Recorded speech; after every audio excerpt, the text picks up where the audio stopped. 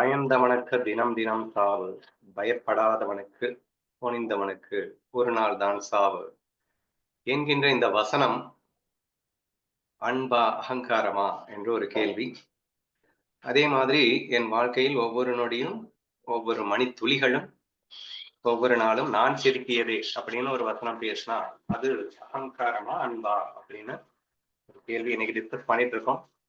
மாறுபட்ட கருத்துக்கள் வந்து கொண்டிருக்கின்றன. வந்தனன்னு சொல்லலாம். சரி, என்னுடைய கருத்துக்கு நான் ஸ்ட்ரெயிட்டாவே வந்துடுறேன். இந்த கேள்வி நான் எதுக்காக கேட்டேன் அப்படின்னு சொன்னா, ஒரு நண்பர் நம்ம சத்சங்க நண்பர் தான். ஒருத்தர் எனக்கு ஃபோன் பண்ணாரு. ஃபோன் பண்ணி தான் ஒரு மிகப்பெரிய பயத்தில் இருப்பதாக என்கிட்ட சொன்னாரு. அதுக்கு என்ன காரணம் அப்படிங்கிறதும் சொன்னாரு. அப்படி ஆயிருமோ, இப்படி ஆயிருமோ தானே. ஸோ அது என்ன ரீசன்னு நம்ம தெரிஞ்சுக்கணும்னு அவசியம் இல்ல. அவரு சம் ரீசன் சொன்னார். இப்படி ஆயிருமோ, அப்படி ஆயிருமோன்னு ஒரு 2, 3 ரீசன் சொல்லி எனக்கு பயமா இருக்குங்க அப்படின்னு சொன்னாரு. நான் வழக்கமா என்ன நாலேட்ஜ் சொல்லுவேன். வெல்கம் தி டிஃபிகல்டீஸ் அப்படிங்கிற நாலேட்ஜ் பேசிஸ்ல attack your mind with an opposite thought. பயத்திற்கு சிறந்த தீர்வு, எதை நினைத்து உன் மனம் பயப்படுகிறதோ அது என் வாழ்க்கையில் நடக்க வேண்டும், ஆனால் அதை நான் ஆனந்தமாக ரசிக்க வேண்டும் என்று நீ மாற்றி அமைத்துக் கொள்ள வேண்டும் அப்பா அப்படின்ற மாதிரி நான் என்னுடைய வழக்கமான பாணியில நான் நாலேஜ் கொடுத்தேன்னு வச்சுக்கோங்களேன். பட் அந்த நாலேஜ் நான் கொடுத்துட்டு இருக்கும்போது, கண்ணா இப்ப நான் நாலேஜ் பேசிட்டு இருக்கேன். அப்ப என்னுடைய எக்ஸ்பீரியன்ஸஸ கூட ஷேர் பண்ணியிருந்தேன். இப்போ எனக்கு வந்து ஒரு இடத்துல பயமா இருந்தது. பட் கண்ணனின் நினைவுகள் வந்தன. அப்படியே மைண்ட் ஆப்போசிட்ல அட்டாக் பண்றேன். எதை நினைச்சு பயந்தேனோ அது நடக்க வேண்டும், அதில் நான் வெல்ல வேண்டும் அப்படின்னு நினைக்கும்போது அப்படியே காத்துல பறந்தேன்டா நானு. So I was so extremely happy when I attacked the mind with an opposite thought. அதாவது எதை நினைச்சு பயப்படுதோ அது அப்படியே உல்டாவா அடக்கட்டும், நான் சாதிச்சு காட்டுறேன் என்று நினைத்தால் பயம் போய்விடும் என்ற ஒரு விஷயத்தை நான் வந்து எக்ஸ்பிளைன் பண்ணும்போது முக்கியமான ஒரு பாயிண்ட் நான் சொன்னேன். அதாவது இப்ப நான் பேசுறேன். இப்போ ஸ்ட்ரெயிட்டாவே ஆல்ரெடி நீ எல்லா சத்சங்கம் நீ கேட்டிருக்க அப்படிங்கிறதுனால நான் இப்போ உங்ககிட்ட இதை பேசிட்டு இருக்கேன். ஆனா எந்த சத்சங்கமே கேட்காம ஒருத்தர் வந்தாங்கன்னா இந்த டைலாக் என்னால பேச முடியுமா? அப்படியே பேசினா அவளுக்கு புரியுமா? அல்லது அப்படியே புரிஞ்சாலும் அதை அவர் ஃபாலோ பண்ண முடியுமா? So all these question marks are there or not. Krishna உணர்வு அனைத்தும் மாயை, இது எல்லாமே ஒண்ணுமே இல்ல, பிரம்மம் அனைத்தும் ஈஸ்வரன், இதெல்லாம் நமக்கு தெரியும். தெரிஞ்சதுக்கு அப்புறமும் லூசுத்தனமா பயம் வருது. அப்போ அந்த பயத்தை நான் தூக்குறத நான் என் ஞானத்துக்கு அதை ஒரு வடிகாலாக ஏற்றுக்கொண்டு, என் ஞானம் என்றும் அறிவாள் என் கையில் இருக்கும் போது இது என்னடா அப்படின்னு சொல்லிட்டு அந்த ஞானத்தின் சக்தியை கொண்டு, ஞானத்தின் துணை கொண்டு நான் இந்த டயலாக பேசிட்டு இருக்கேன்றதை தயவு செய்து புரிஞ்சுக்கணும். சரியா?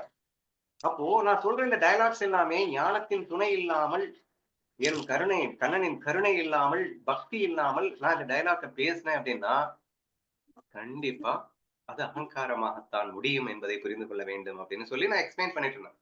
அப்பதான் அந்த பையன் இந்த டயலாக் அனுப்பிச்சான் எனக்கு. ஆனா இப்ப இந்த வசனம் வந்து அன்பா அகங்காரமா அப்படின்னு கேட்கும்போது, if he uses this dialogue, அந்த டயலாக்க பேசுறவன் கிட்ட எந்த ஞானமும் இல்ல.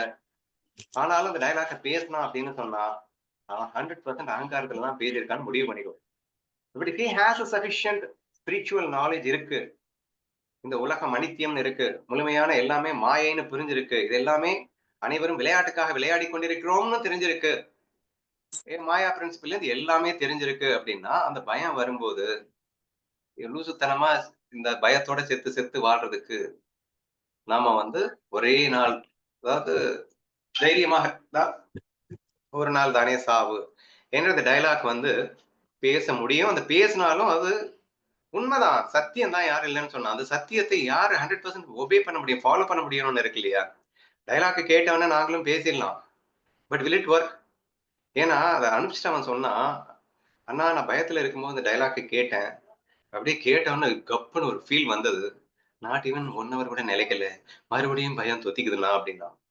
There are many motivational speakers. நீங்க வந்து ஈவன் சினிமால, ஈவன் சம் டிவில யாராவது பேசுறத நீங்க கேட்டிருக்கலாம். அப்படியே புல்லரிக்கும். அப்படியே எல்லாம் தூக்கிட்டு போகும்.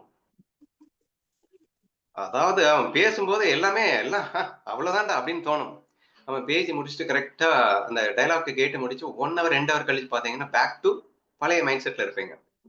எங்க போச்சு? What happen do that? Because they are just motivating without any knowledge. நீ நெனச்சா, நீ எத வேணா பண்ண முடியும் அப்படின்னு ஒருத்தன் டயலாக் பேசுறான்னு வச்சுக்கோங்க. இளமையில் நீ என்ன வேணா சாதிக்கலாம், மலைய தூக்கலாம்டா, என்ன வேணா பண்ணலாம் அப்படின்னு கேட்க கேட்க ஆமா இல்ல தூக்கிடலாம், தூக்கிடுவோம் அப்படின்னு தோணுங்க. But how it is possible, how you are going to do it. அதாவது பேக்ரவுண்ட்ல ஒரு கம்ப்ளீட் நாலேஜ் கொடுத்துட்டு நீ மோட்டிவேட் பண்றியா அல்லது சும்மா மோட்டிவேட் பண்ணிட்டு இருக்கியா? So that has to be consider into account அப்படின்னு சொல்ல வரேன். சரியா? ஸோ எனிதிங் அந்த அந்த dialogue is highly motivational message தான்.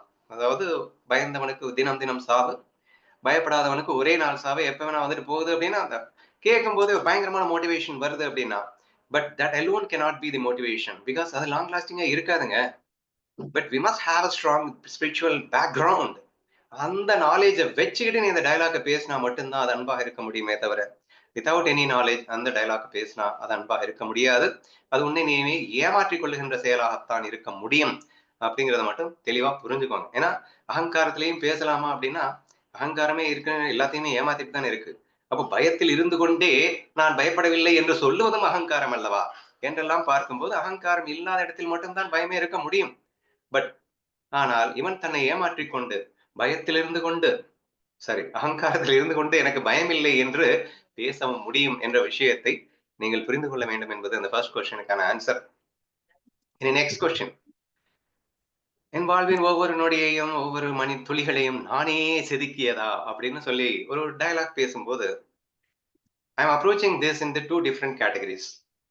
ஞானேஸ்வரியில கண்ணன் வந்து சொல்றான், ரெண்டு டயலாக்க பேசுறான்.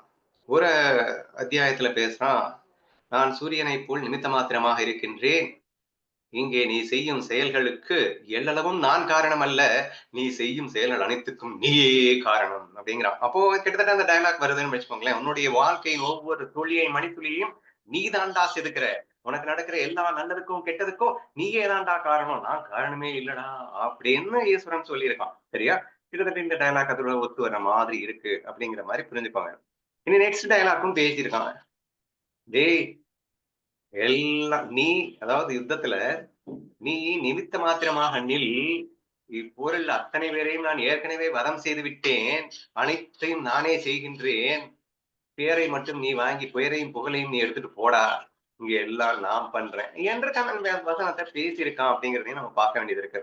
அப்ப இப்போ இந்த ரெண்டு டயலாக்ஸ் இருக்கு, இதை இந்த டயலாக்கை எங்க கொண்டு வருது அப்படின்னு கேட்டீங்கன்னா, if you don't have a surrender in your mind, ஒரு பூரண சரணாகதி உங்ககிட்ட இல்ல, இப்பதான் கர்மயோகத்துல என்ட்ரி ஆகி நம்ம ஸ்டார்ட் பண்ணிருக்கோம், அந்த ஈகோவை கரைக்கிறதுக்கு உண்டான முயற்சியை நம்ம ஸ்டார்ட் பண்ணிருக்கோம் அப்படிங்கிற மாதிரியான ஒரு சூழல்ல வரும்போது நான் செய்கின்ற செயலுக்கு நானே பொறுப்பு அப்படிங்கிற ஃபீலிங் தான் நீங்க எடுக்கணும். பக்திக்கு போகும்போது okay that is totally different. பக்தியில இருக்கிறவங்களுக்கு அந்த டயலாக் ஷூட் ஆகாது. ஆனா கர்ம யோகம் நான் செய்கிறேன் என்ற பாவத்துல பண்ணு, ஆனா ரிசல்ட் எதிர்பார்க்காம பண்ணி கொஞ்சம் கொஞ்சமா அந்த ஈகோவை கரைக்கிறதுக்காக முயற்சி பண்ணிட்டு இருக்கோம். அப்போ இந்த இடத்துல நற்செயல்களாகட்டும் தீய செயல்களாகட்டும் நானே பொறுப்பு. நான் நல்லது பண்ணேன் எனக்கு நல்லது நடந்துச்சு, நான் கெட்டது பண்ணா எனக்கு கெட்டது நடக்குது. Whatever happens to me I am the responsible for it அப்படின்னு சொல்லி அண்ட் மோர் பர்டிகுலர்லி கெட்டது நடக்கிறதுக்கு நானே பொறுப்பு என்ற உணர்வு தான் நம்மை அடுத்த படிக்க எடுத்து செல்லும். நம்ம எல்லாரும் என்ன தப்பு பண்ணிட்டு இருக்கோம்னா ஏதாவது கெட்டது நடக்கும்போது மட்டும் டக்குன்னு இறைவன் மேலேயோ அல்லது மற்றவங்க மேலேயோ பழிய போட்டு எஸ்கேப் ஆகுறதுன்றது நமக்கு அது என்ன சொல்றது வெள்ளம் சாப்பிட்ட மாதிரி. வெள்ளம் சாப்பிட்ட மாதிரி சரியா? சோ அந்த மாதிரி நமக்கு இருக்கு. ஏன்னா அப்படியே பழகி போயிட்டோம். நமக்கு வந்து நம்ம குற்றத்தை நம்ம ஏத்துக்கிறதே இல்லையே. அப்போ whatever happens to me it's because of me அப்படிங்கிற ஃபீல் வந்து கண்டிப்பா பிகினர்ஸ் அண்ட் அந்த தாட் வந்து கண்டிப்பா வேணும் அப்படின்னு நினைக்கிறேன். சோ அதுக்கு இந்த டயலாக் ஹெல்ப் பண்ற மாதிரி வருது அப்படிங்கிற மாதிரி நீங்க புரிஞ்சுக்கணும். ஸோ தேர்ஃபோர் இது எப்படி நீங்க அணுகணும் அப்படின்னா ஈகோயிஸ்டிக்கா பேசுறது அப்படிங்கிறத விட துக்கத்துல பேசினா அங்க ஈகோன்றது சொல்ல முடியாது. ஏதாவது நல்லது நடக்கும்போது நான் பண்ணேன் அப்படின்னு சொன்னா கண்டிப்பா அதுல ஈகோ வரும். நீங்க எப்படி ஃபில்டர் பண்ணிக்கோங்க. ஸோ என்ன கஷ்டம் வரும்போதும் அதற்கு நானே பொறுப்பாளி என்ற ஒரு முழுமையான விஷயத்த நீங்க எடுத்துட்டீங்க அப்படின்னா அங்க ஈகோ டெவலப் ஆகிறதுக்கு வழி இல்லை. ஸோ நீங்க அந்த ரஜித் பேசின மாதிரியே தெம்பா கூட பேசுங்க. ஆனா எப்ப பேசணும்? உனக்கு துன்பம் வரும்போது நான் செதுக்குனதுடா அப்படின்னு சொல்லிட்டு நீ தில்லா பேசு. That's well and good. அது ஈகோ கிடையவே கிடையாது அப்படின்னு சொல்லிடலாம். பட் நல்லது நடக்கும்போது அதை பேச வேண்டாம். ஏன்னா there is more chances that getting into ego. Ego வர்றதுக்கான வாய்ப்பு இருக்குன்றதுனால அந்த இடத்துல மட்டும் அதை நீங்க பேசாம அவாய்ட் பண்றது பெஸ்ட் அப்படின்னு நான் கேட்டுக்கிறேன்.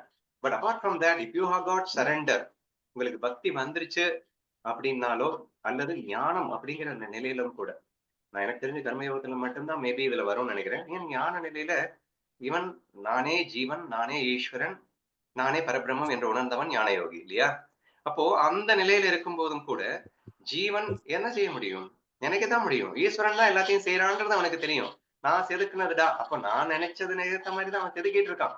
ஆனாலும் கம்ப்ளீட் அவன் கண்ட்ரோல்ல நான் இருக்கேன் அப்படிங்கிறப்போ, இந்த கெத்தா நான்னு பேசக்கூடிய அந்த பேச்சு ஈவன் ஞானத்திலயும் வராது அப்படின்னு தான் நினைக்கிறேன்.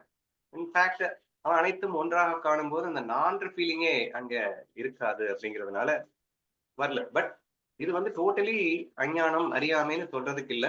இந்த டயலாக்க துன்பம் வரும்போது கெத்தா பேசுனீங்க அப்படின்னா, அது கண்டிப்பா ஞானம் தான்.